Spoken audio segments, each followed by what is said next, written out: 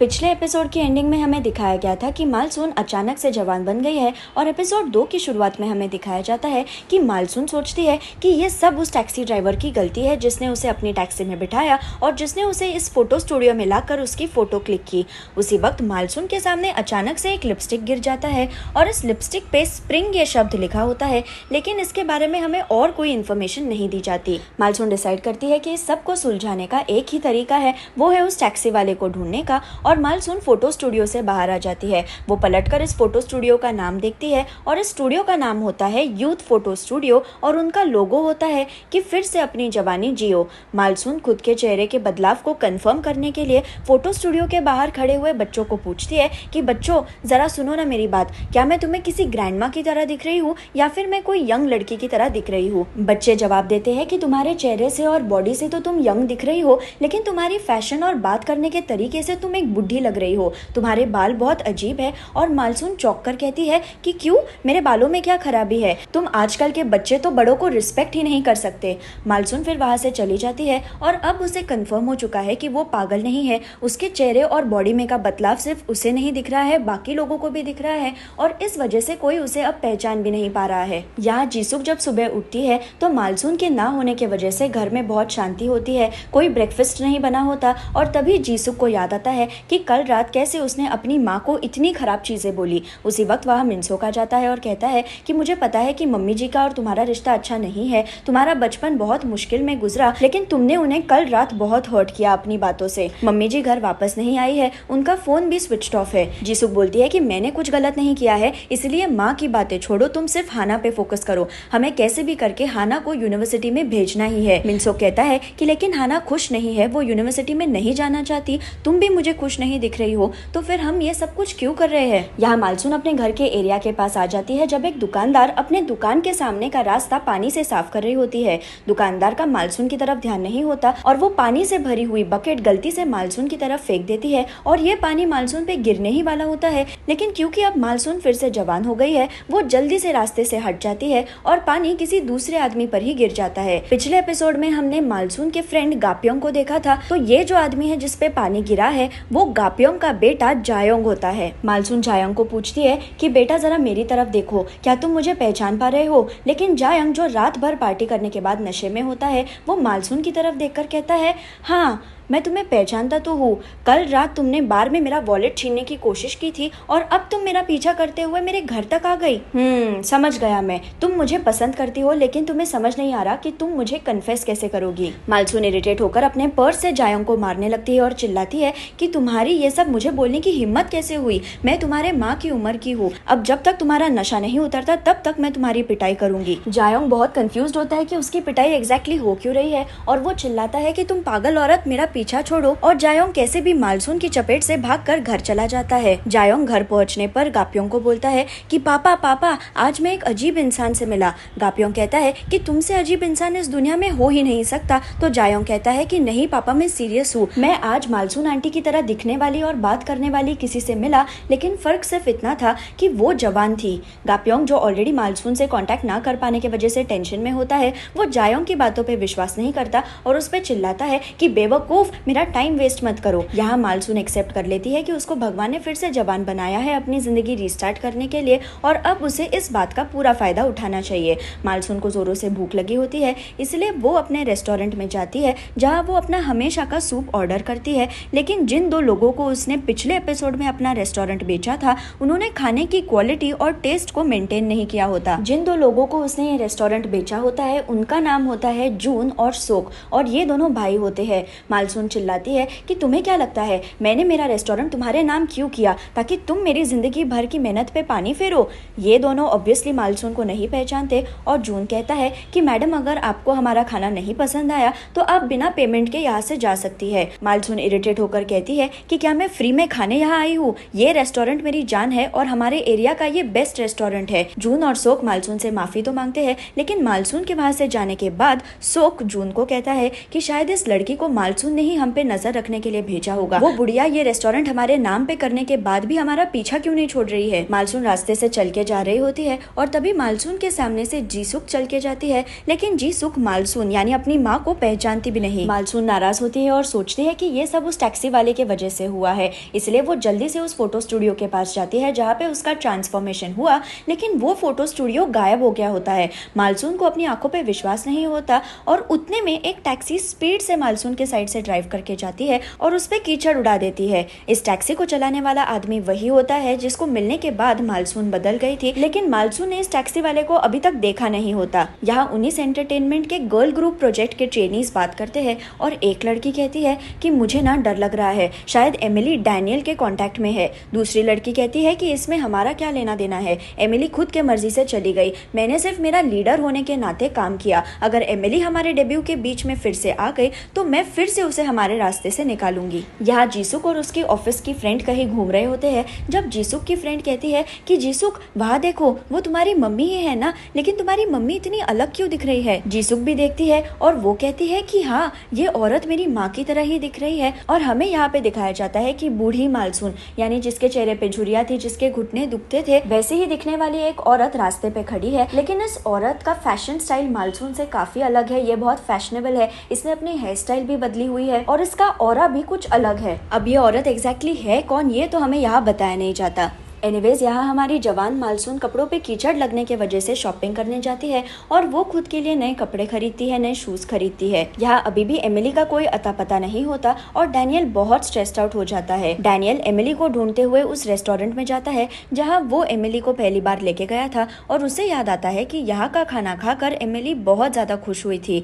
और इस सीन में फाइनली हमें एमिली का चेहरा दिखाया जाता है और एमिली जवान मालसून की कार्बन कॉपी होती है। अब जिस जवान मालसून को हम देख रहे हैं, एमिली वैसी की वैसी ही दिखती है। डैनियल अपने सोच में खोया होता है और इसी रेस्टोरेंट के दूसरे टेबल पे बैठा होता है वो टैक्सी वाला जिसने मालसून को पिकअप किया था, जिसने मालसून की फोटो खींची थी। और इस टैक्सी वाले के साथ बैठी होती है बूढ़ी दिखने वाली मालसून, यानी मालसून की पुरानी बॉडी। और ये पूरा सीन बहुत अजीब होता है। यहाँ जवान मालसून घूमते घूमते एक बार के बाहर आ जाती है और इस बार को देखकर मालसून को 50 साल पहले की बातें याद आती है जब वो इसी बार में काम करती थी वेट्रेस का। इस बार में एक लड़का सिंगिंग परफॉर्मेंसेस देता था और उस लड़के के गाने मालसून को बहुत पसंद आते थे। इसी लड़के सिंगर के कुछ दोस्त इस बार में रेगुलरली आते थे और इनमें से एक औरत मालसून को कहती है कि तुम्हारा काम खत्म होने के बाद तुम भी हमारे साथ एंजॉय करो। मालसून उस औरत की बात मान लेती है और मालसून की उस पूरे ग्रुप से फ्रेंडशिप हो जाती है। जिस लड़के के गाने मालसून को पसंद आते थे उस लड़के ने मालसून को गिटार बजाना सिखाया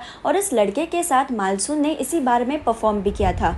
ये सब याद आने पर अब के टाइम के मालसून की आंखें भर आती है और मालसून इसी नॉस्टैल्जिया की वजह से इस बार में जाती है। लेकिन अब ये बार पूरी तरह से बदल गया होता है। इस बार में हर जगह अंधेरा होता है, यहाँ क्लब जैसे लाइट्स लगाए होते हैं और मालसून को कुछ समझ नहीं आता। एक वेट्रेस मालसून को बोलती है कि अगर तुम्हें ड्रिंक्स ऑर्डर करने हैं तो तुम उस मशीन में जाकर पैसे डालो। मालसून को टच स्क्रीन, मशीन्स, टेक्नोलॉजी के बारे में कुछ पता नहीं होता, इसलिए वो बहुत देर तक कुछ ऑर्डर नहीं कर पाती। मालसून के पीछे लोगों की लाइन लग जाती है और ये लोग कंप्लेन करते हैं कि अगर इस औरत को मशीन ऑपरेट करना ही नहीं आता तो उसे ड्रिंक्स क्यों खरीदने हैं, उनका टाइम उसके वजह से वेस्ट हो रहा है। मालसून चिढ़कर कहती है कि अगर किसी को कुछ समझ में नहीं आता तो लोगों ने उसकी मदद करनी चाहिए, नहीं पता मुझे इस मशीन को कैसे ऑपरेट करते हैं, भाड़ में जाओ तुम सब लोग। उसी वक्त एक लड़की आकर मालसून को कहती है कि चलो मैं तुम्हारी मदद कर देती हूँ। और मालसून जब पलट कर देखती है तो ये लड़की और कोई नहीं उसकी पोती हाना होती है। हाना को देखकर मालसून शॉक होकर पूछती है कि तुम यहाँ क्या कर रही हो। हाना पूछती है कि क्या मैं तुम्हें जानती हूँ। मालसून झूठ बोलती है कि नहीं नहीं, हम दोनों एक दूसरे को नहीं जानते। और हाना फिर मालसून को उसकी ड्रिंक देकर खुद स्टेज पे जाती है अपने परफॉर्मेंस के लिए। हाना स्टेज पे बहुत अच्छे से गाना गाती है, उसका परफॉर्मेंस बहुत अच्छा होता है और वो स्टेज पे बहुत खुश नजर आती है और उसकी खुशी देखकर मालसून को भी खुशी होती है। परफॉर्मेंस खत्म होने के बाद मालसून हाना के पीछे पीछे जाती है और हाना कहती है कि क्या प्रॉब्लम है तुम्हारा, तुम इतनी क्रीपी क्यों हो, तुम मेरा पीछा क्यों कर रहे हो। मालसून कहती है कि तुमने मुझे पूछा था ना कि क्या मैं तुम्हें जानती हूँ? तो उसका जवाब है हाँ, मैं तुम्हें जानती हूँ। जब से तुम्हारा जन्म हुआ है तब से मैं तुम्हें जानती हूँ। हाना कंफ्यूज होकर पूछती है कि ये कैसे हो सकता है? तो मालसून झूठी स्टोरी बनाती है कि मैं तुम्हारे नानी मालसून को जानती हूँ, वो मेरे नानी की बेस्ट फ्रेंड है। हाना मालसून की बात मान लेती है और ये दोनों फिर एक कैफे में जाते हैं और बातें करते हैं। हाना बोलती है कि ठीक है, मैं मान लेती हूँ कि तुम 21 साल की हो, तुम मेरी नानी को जानती हो, लेकिन तुमने मुझे कैसे पहचाना? मालसून कहती है कि तुम्हारा चेहरा बहुत यूनिक है, इसलिए मैं तुम्हें पहचान पाई। वो छोड़ो, तुम्हारी यूनिवर्सिटी एंट्रेंस एग्जाम की प्रिपरेशन कैसे चल रही है? क्या तुम अभी भी यूनिवर्सिटी नहीं जाना चाहती? क्या तुम्हें स्टेज पे परफॉर्म करना अच्छा लगता है? हाना हैरान होकर पूछती है कि तुम्हें ये सब कैसे पता है? क्या मेरी नानी ने तुम्हारी नानी को बताया? मैं तो यूनिवर्सिटी एग्जाम देने ही नहीं वाली हूँ। मालसून कहती है कि अच्छा रुको, मैं अभी तुम्हारे पेरेंट्स को कॉल करती हूँ और इस बारे में बताती हूँ। और मालसून अपना फोन निकालती है कॉल करने के लिए, लेकिन हाना उसे रोक कर कहती है कि प्लीज ऐसा मत करो, मेरी फैमिली में ऑलरेडी बहुत प्रॉब्लम्स चल रहे हैं। उसी वक्त हाना को रियलाइज होता है कि मालसून का फोन उसने कहीं देखा है, तो वो मालसून को कहती है कि तुम्हारा फोन एग्जैक्टली मेरे नानी के फोन की तरह है, तुम ये पुराने जमाने वाला फोन क्यों यूज कर रही हो? क्या तुम सच में 21 साल की हो? मैं समझ सकती हूँ कि तुम गाँव से आई हो, लेकिन तुम्हारे बात करने का तरीका,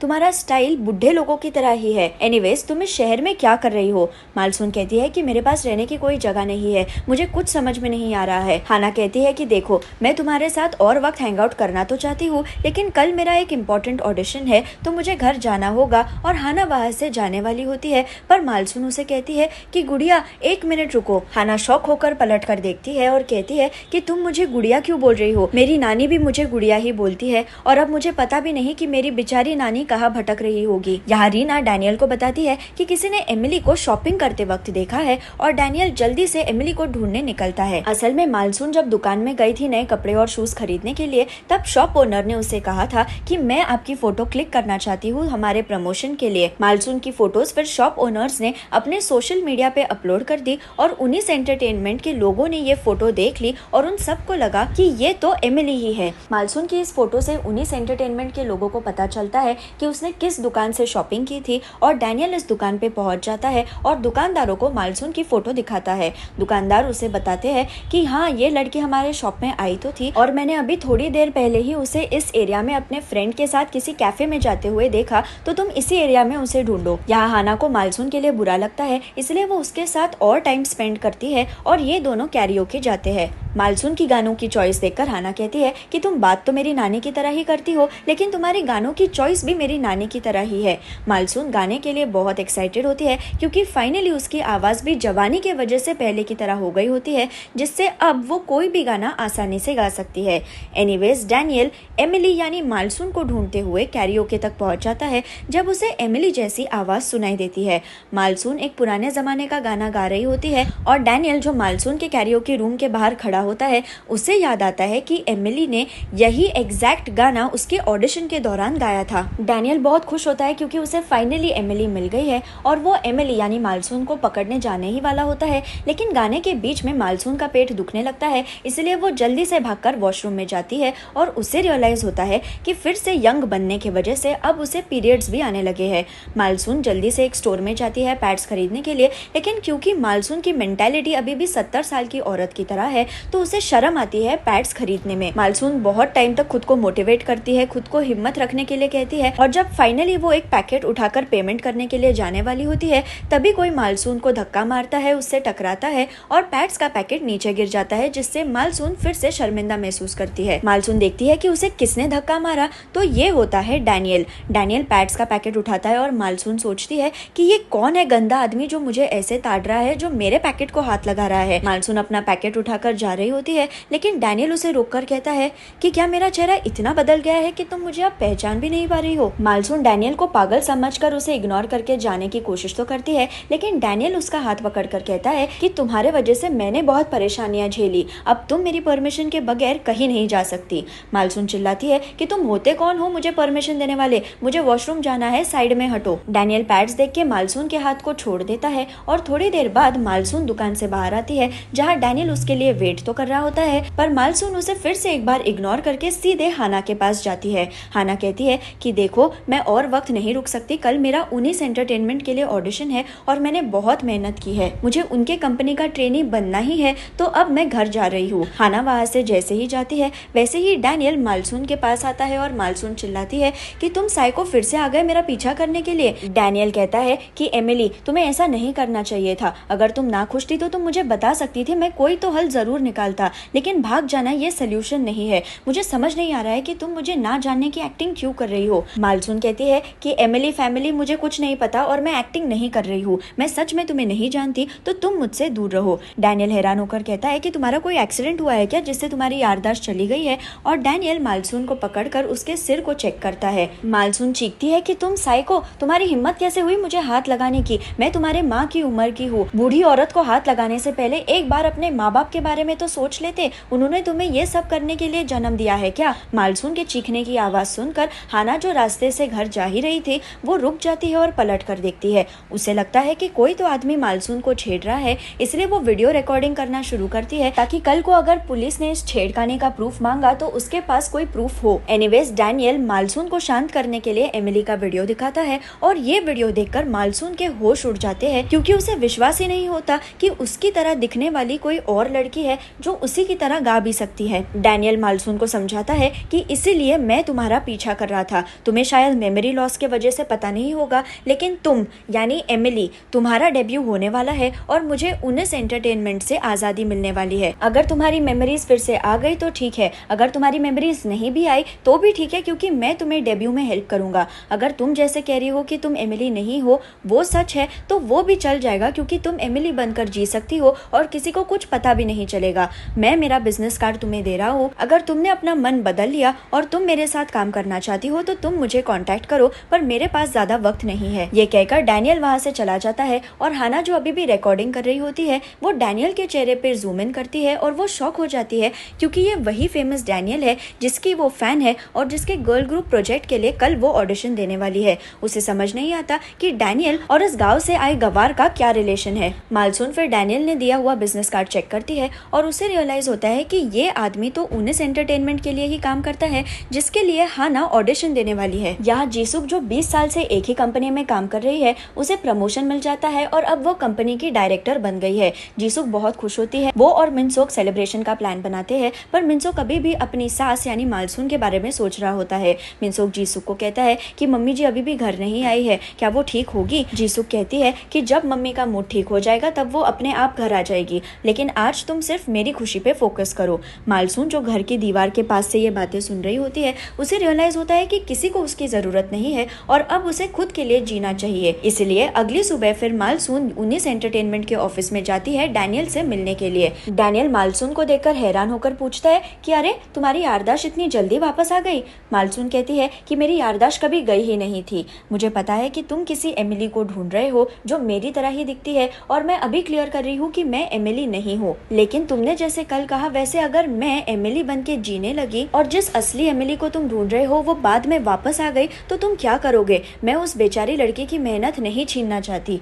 डैनियल बोलता है कि ऐसा नहीं होगा क्योंकि तुम ही एमिली हो। मालसून कहती है कि मैं एमिली नहीं हूँ और मैं उसकी जगह भी नहीं लेना चाहती, पर मैं एक बार ट्राई करना चाहती हूँ। मुझे बताओ कि डेब्यू के लिए कितना वक्त बचा है। तो डैनियल जवाब देता है कि 3 महीने। मालसून चिल्लाती है कि क्या, नहीं नहीं, मैं 3 महीनों में कुछ नहीं कर पाऊंगी, मैं कोई जीनियस थोड़ी ना हूँ। डैनियल को अभी भी लग रहा होता है कि उसके सामने एमिली ही बैठी है जिसकी याददाश्त चली गई है, इसलिए वो उसे कहता है कि तुम्हारे दिमाग को याद नहीं होगा लेकिन तुम्हारी बॉडी को सब कुछ याद होगा, इसलिए तुम ज्यादा चिंता मत करो। यहाँ बूढ़ी मालसून जैसे दिखने वाली औरत 19 एंटरटेनमेंट के ऑफिस में आती है और हाना, जो ऑडिशन देने आई है, वो उसे देखकर सोचती है कि नानी यहाँ क्या कर रही है और उसने ऐसे कपड़े क्यों पहने हैं।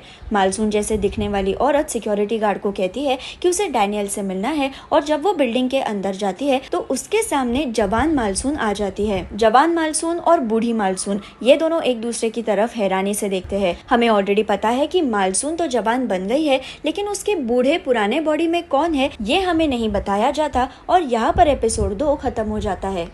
अगर आपको मेरा वीडियो पसंद आए तो उसे लाइक ज़रूर कीजिए और मेरे चैनल को सब्सक्राइब करना ना भूलें। Thank you.